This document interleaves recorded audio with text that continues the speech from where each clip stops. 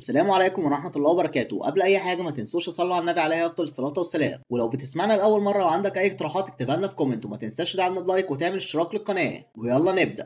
بتبدأ حكايتنا مع الشخص ده واللي بيكون اسمه داريل، وبنعرف انه اتنفى من جيش ملك الشياطين، وبنشوف باش اللي بيكون واحد من الجنرالات الأربعة للشياطين بيقول ان داريل ضعيف وانه الشيطان الوحيد اللي مش عنده سحر، وبيهدده بضربة من النار. داريل بيفهم انه ملوش فرصة في المكان وبيسيبهم وبيمشي، وبنشوف داريل بيفكر ان اللي بيميز الشياطين عن البشر هو قوتهم السحرية، وداريل بيكون من غير اي قوة سحرية. وبعد كام يوم بنشوفه ماشي في غابة وبيكون محبط جدا لانه عاش 32 سنة من عمره مع جيش ملك الشياطين، ودلوقتي بقى ما عندوش مكان يعيش فيه وبيقع على الارض. بيفكر انه خلاص هيموت من الجوع، بس فجأة بتظهر بنت طايرة من فوقيه وبتكون بتهرب من وحش ضخم، والوحش بيحاول يهاجم البنت بس داريل بيتحرك بسرعة وبيصد ضربته، وبيحاول يهاجم الوحش بس بيكون منهك جدا من الجوع وبيقع في نص الطريق، والوحش بيضربه وبيطيره بعيد. داريل بيلاحظ خنجر جنبه وبيبقى متردد انه يستعمل سلاح بشري لانه هيكون عار عليه كشيطان، بس بيفتكر انه اتنفى من جيش ملك الشياطين وبياخد الخنجر وبيضرب بيه الوحش وبيقضي عليه بضربة واحدة، والبنت بتشكره على انقاذها، بس هو بيكون مش مصدق انه ساعد حد من جنس البشر لانهم اعدائه في الحروب، وبيحس ان التعامل مع البشر خطر وبيحاول يمشي من المكان، بس البنت بتمسك فيه وبتقول انه لازم يروح معاها القرية علشان تشكره بوجبة اكل. وداريل بيكون جعان فعلا وبطنه بتفضحه، وبيتغير بينا المشهد للقرية وبنشوف داريل في بيت غريب، وبنعرف ان البنت اسمها ماريكا وبتعرفه على ابوها وامها. وداريل بيفكر انه في مكان اعدائه وانه لازم يكون حذر، وماريكا بتسأله عن سبب وجوده في الغابة وبيرد عليها وبيقول انه اتطرد من ابن صاحب الشغل وانه كان عايش في سكن تابع للشركة، وبعد ما اتطرد بيبقى متجول في الغابة لانه مش عنده مكان يعيش فيه. وماريكا بتكون متأثرة بكلام داريل وبتطلب منه يعيش معاهم في البيت، والام بتكون مرحبة بيه لانه شخص قوي وقدر يهزم الوحش. وداريل بيكون متردد لانه خايف انهم يكتشفوا انه شيطان، بس بيقبل لانه بيكون جعان جدا. وبعدين بنشوفه في الغرفة بتاعته بالليل، وماريكا بتتكلم من ورا الباب وبتقول انها كانت دايما الشخص اللي بيعتمد عليها الناس ومحدش انقذها قبل كده، وان ده خلاها سعيدة جدا. وداريل بيفكر ازاي هو قرر يساعد اعدائه البشر. وفي اليوم اللي بعده بنعرف ان ابو ماريكا اسمه انيفيل، وانه بيكون عمدة القرية ورئيس نقابة المغامرين فيها، وبيعرض على داريل انه يكون مغامر، لكن داريل بيكون عارف انهم هيكتشفوا انه شيطان لو قبل يفعل عقد البشر، فحاول يتهرب بحجة ان ظهره مكسور، وبيقول انه اتأذى في قتاله مع الوحش، بس ماريكا بتكون عارفة انه بيتحجج وبتغرس شوكة في صباعه وبتفعل العقد. وفجأة بنشوف هالة قوية حواليه وبتظهر علامة على ايده، وداريل بيكتشف لأول مرة انه بشري وبيكون مصدوم لانه عاش حياته كلها مع الشياطين. وبيتغير بينا المشهد لمكان في الغابة، وانفيل بيقول انه هيدرب داريل على انه يكون مغامر، وبيحاول يفليكس مهاراته الفشيخة، وبيبدأ يشرح له ان البشر بيتولدوا بقوة اسمها الهالة، والقوة دي بتتقسم لأربع مهارات وبيقدروا يستعملوها مع الأسلحة. والمهارة الأولى بتكون مهارة القطع، وبيعتمد فيها على السيف، وبيطلب من داريل انه يقطع جذع الشجرة وبيقطعها فعلا بكل سهولة. والنوع التاني بيكون قوة الرامي، وده بيعتمد فيه على القوس، وبنشوف سهم داريل بيكسر كل الأشجار اللي ورا التفاحة، وانفيل بيبقى مصدوم ومش مصدق اللي بيحصل. والنوع التالت بيكون قوة الضربة، وده بيعتمد فيه على الهامر، وبنشوف ضربة داريل بتدمر الصخرة وبتيجي في انفيل كمان. وانفيل بيبقى محبط وبيقول ان حياته كمغامر كانت ولا حاجة، وبيكون متعصب وبيقول المهارة الرابعة هتكون الحماية، ودي بيعتمد فيها على الدرع، وبيمسك هامر كبير حديدي وبيهجم على داريل، لكن داريل بيصد الهجوم بالدرع وانفيل بيقع على الارض، وداريل بيكون مش مصدق انه قدر يصد الحديد بدرع خشبي. وبعدين انفيل بيقول لداريل انه عنده هالة الاربع مهارات مثالية، وان ده شيء نادر لان اي شخص عادي في العالم بيقدر يتقن مهارة واحدة بس منهم طول حياته. وبيقول ان بقوته دي يقدر ينضم للنقابة المركزية واللي بتكون حلم لكل المغامرين. بس داريل بيشوف ماريكا حزينة وبيقرر انه يفضل معاهم في القرية لانهم ساعدوه يلاقي مكان يعيش فيه، وماريكا بتكون مبسوطة. وبعدين بنشوف انفيل بيقدم داريل لاهل القرية على انه مغامر جديد، واهل القرية بيكونوا مبسوطين، بس بيظهر شخص وبيسخر من داريل وبيقول انه راجل عجوز وما ينفعش يكون مغامر. وبنعرف انه مغامر برضه بيكون اسمه غاشتا، وبيسأل داريل عن الرتبة بتاعته بتكون ايه، وبنعرف ان رتبة غاشتا دي، وبيمشي بتكبر وبيقول له يحترم الرتب الاعلى منه. وبعدين بنشوفهم في مكتب انفيل وبيطلب منه انه يجمع الاعشاب وان دي هتكون مهمته الاولى، وبيحذره من وحش في الغابة. بس ماريكا بتشوف الصورة وبتقول ان ده الوحش اللي داريل هزمه وهو بينقذها، وانفيل بيكون مصدوم وبيقرر يرقيه للرتبة دي لانه قدر يقضي على وحش من الرتبة اس. وبنشوف ماريكا بتكون جاهزة علشان تروح مع داريل في المهمة، وبعدين وبعدين بنشوفهم وصلوا للغابة، بس داريل بيجمع الأعشاب الغلط وماريكا بتشرح له الفرق ما بينهم وإزاي يجمع الأعشاب الصحيحة. وبعدين بتشيل جذع شجرة كبير وبترميه بعيد وبتقول إن في آثار غزالة في المكان، وداريل بيحاول يلاقي أي آثار بس مش بيعرف، وبيقول لماريكا إنها قوية وأكيد كانت تقدر تحمي نفسها من الوحش. وماريكا بترد وبتقول إنها بتخاف من القتال وإن داريل هو منقذها. وبعدين بيشوفوا الغزالة فجأة بتهجم على وحش، ما تعرفش هي بتعمل شقلباظات ولا إيه بالظبط، وداريل بيفكر إن الغزالة أقوى من الوحش اللي هو قتله. بس في نفس اللحظة ماريكا شايفة إن الغزالة هتكون أكل لذيذ وبيقدروا يصطادوهم وبيرجعوا للقرية، والكل بيكون متفاجئ، بس غاشيتا بيكون غضبان وبيسيبهم وبيجري. وبنعرف إن الوحش اللي اصطادوه كان مهمة غاشيتا. وبتعدي الأيام وبنشوف داريل اللي اتعود على الحياة في القرية، وفي يوم بيقابل غاشيتا في طريقه للنقابة،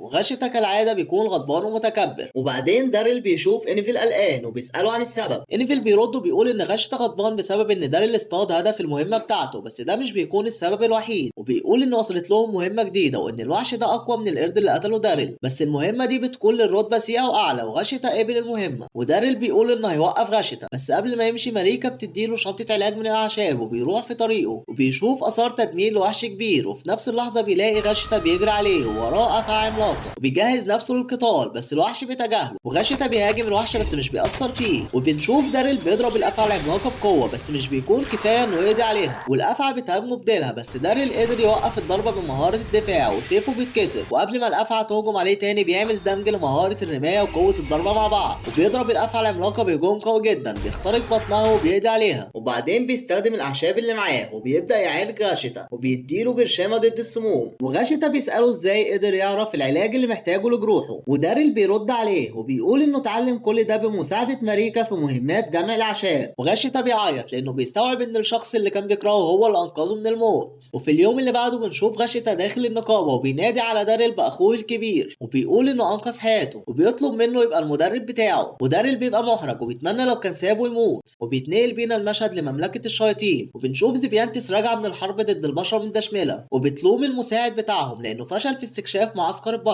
وبعدين بنشوف دروي بتقول ان داريل كان المساعد المثالي للجميع وكمان كان بيساعدها دايما في اي وقت، وبتقترح عليهم يرجعوا داريل، بس باش بيتعصب جدا لما بيسمع الاسم وبيقول انه مستحيل يقبل يرجعه. وبعدين بنرجع تاني للقريه وبنشوف غاشيتا ماشي مع داريل وبيناديه باخوه الكبير، وكمان بدا يقلده ياخد مهمات جمع الاعشاب. وداريل بيفكر ان غاشيتا بقى مزعج اكتر من الاول، بس المشكله الحقيقيه بتكون في ترحيب ماريكا بيه بعد ما بيخلص المهمات لانها حرفيا بتمسح بيه الارض وبتدشمله. وبعدين بنشوف داريل قاعد مع انفيل وبيقول له انه لاحظ منازل كتير مهجوره في القريه وبيساله عن السبب. وانفيل بيفتح خريطه وبيشاور على مكان وبيقول ان المكان ده منجم معادن المصر، وبنعرف ان المصري بيكون من اهم المعادن للبشر وبيستخدموه في صنع الاسلحه والتجاره، بس الشياطين بيكونوا مسيطرين على المنجم ده من فتره طويله وده خلى سكان القريه يمشوا من المكان. وبعدين في اليوم اللي بعده بنشوف داريل قرر يروح المنجم وبيقابل الكائنات دي وبيكون اسمهم النوكرز، بيرحبوا بيه وبيقفوا في طابور علشان يرحب بيهم. وبداوا يشتكوا ان واحد من جنرالات الشياطين بيخليهم يشتغلوا 4 اضعاف شغلهم القديم. وبنعرف ان داريل كان مسؤول عن المنجم ده لما كان لسه في جيش ملك الشياطين، وبيسأل عن اسم الجنرال ده وبيعرف انه بيكون الجنرال باش، وده نفس الشخص اللي طرده من جيش ملك الشياطين. وفي نفس اللحظة بيوصل لمان واللي بيكون مسؤول عن المنجم من بعد داريل ومعاه جنود من جيش ملك الشياطين، وبيبدأ يوبخ النوكرز وبيقول ان المعادن اللي جمعوها مش كفاية، وداريل بيكون بيراقبهم من بعيد. وواحد من النوكرز بيشتكي وبيقول ان 4 اضعاف الكمية المطلوبة منهم مستحيل يقدروا يجمعوها، وليمان بيرد عليهم بضربة بتخترق الارض وبيهددهم بالموت لو منفذوش المطلوب منهم، وبيقول انه هيسيب لهم فرصة اليوم كمان. بس واحد من النوكرز بيغضب وبيطير عليه وبيضربه وبيقول انهم مش هيشتغلوا مع ملك الشياطين تاني، وليمان بيطلب من جنوده الهجوم عليهم وقتلهم. وبنشوف واحد من الجنود بدأ يفعل تعويذة سحرية بس داريل بيتدخل وبيوقفها وبيطلب من جيش ملك الشياطين بالانسحاب وبيقول انه مغامر بشري وهيقتلهم لو مش هينسحبوا. بس ليمان بيكون فاكره ضعيف وبيسخر منه وبيطلب من جنوده الهجوم عليهم وبيبدأوا يفعلوا مهاراتهم السحرية، بس داريل بيطير وبيضرب واحد فيهم وبيوقف المهارة وبيكون مش عايز يأذي الجنود. واحد من النوكرز بيحاول يهاجم جندي بس الجندي بيضربه برجليه وبيطيره بعيد، وداريل بيفهم ان الجنود مش عايزين يضربوا النوكرز بس بيكونوا مجبرين بسبب ليمان، وبيحاول يطلب منهم الانسحاب تاني وبيقول ان قتل المدنيين يعتبر جريمة حتى عند الشياطين. بس ليمان بيقاطع كلامه بهجوم وبيقول للجنود يجهزوا مهارات السحر تاني وبيهددهم انه هيقتل اللي مش هينفذ الاوامر، والجنود بيبقوا خايفين وبيبداوا تاني في تجهيز مهارات السحر. بس داريل بيبقى عارف وقت تفعيل كل مهارات السحر عند الشياطين وبيوقفهم واحد ورا التاني من غير غير ما يأذي حد. وليمان بيكون مصدوم ان داريل بيوقف كل المهارات قبل تفعيلها، لكن واحد من الجنود بيقدر يفعل مهارته بيحاول يهاجم داريل، بس داريل بيدمر له التعويذه بكل سهوله. وبعدين ليمان بيتعصب وبيهجم على داريل،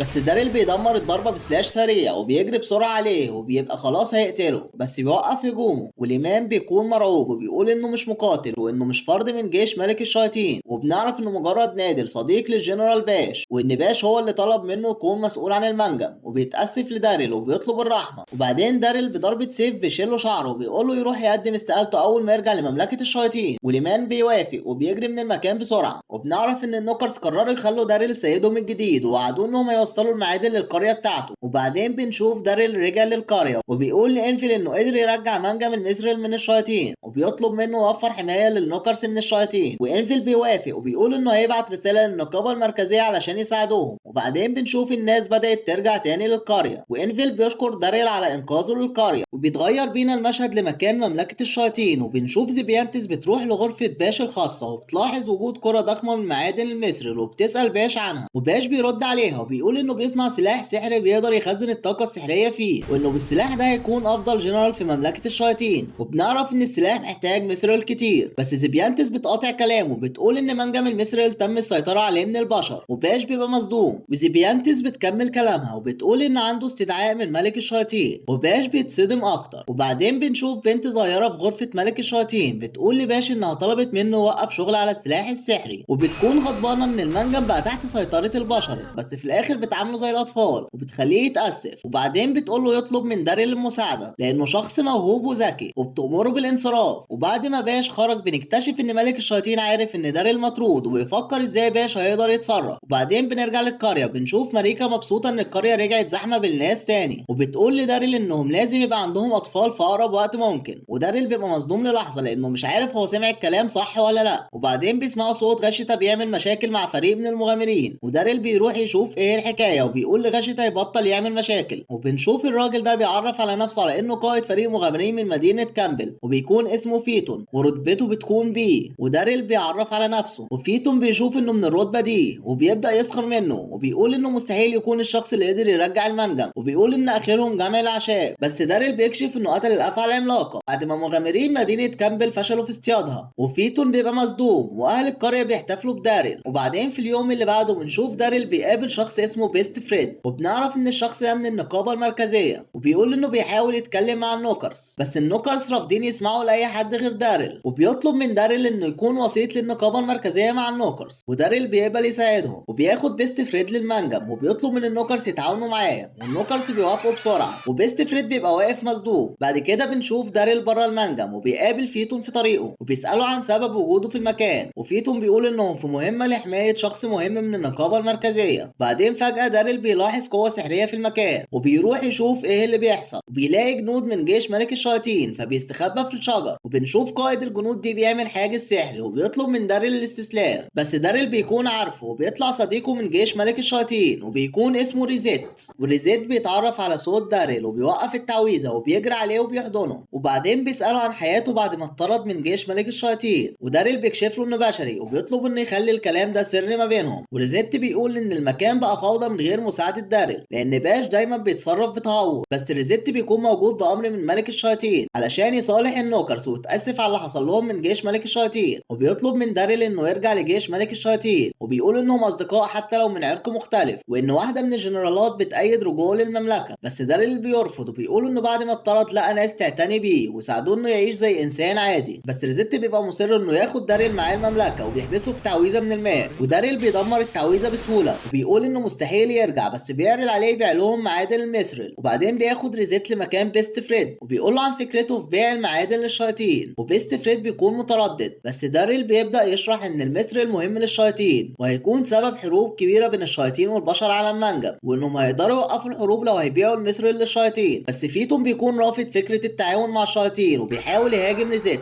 وداريل بيصد الضربه وبيقول ان التعاون ده مهم علشان يوقفوا الحروب. وفيتون بيقول لبيست فريد ان الكلام ده بدون معنى، بس بيست فريد بيوبخه وبيقول انه مجرد حارس شخصي وانه مش من حقه يتدخل في سياسه النقابه المركزيه، وبيقول لداريل انه موافق على التعاون. وبعدين بنشوف ريزيت بيشكر داريل على التعاون، وداريل بيقول انه بيتمنى يوقف الحرب بين الشياطين والبشر. وبس كده نكون وصلنا لنهاية الفيديو النهاردة، بس حكاية دارين لسه مكملة معانا في الفيديو اللي جاي. ولو انت وصلت معانا لحد هنا وعجبك الفيديو صلي على النبي في كومنت عشان ناخد كلنا ثواب، وما تنساش تدعمنا بلايك وتعمل اشتراك للقناة. ويلا سلام.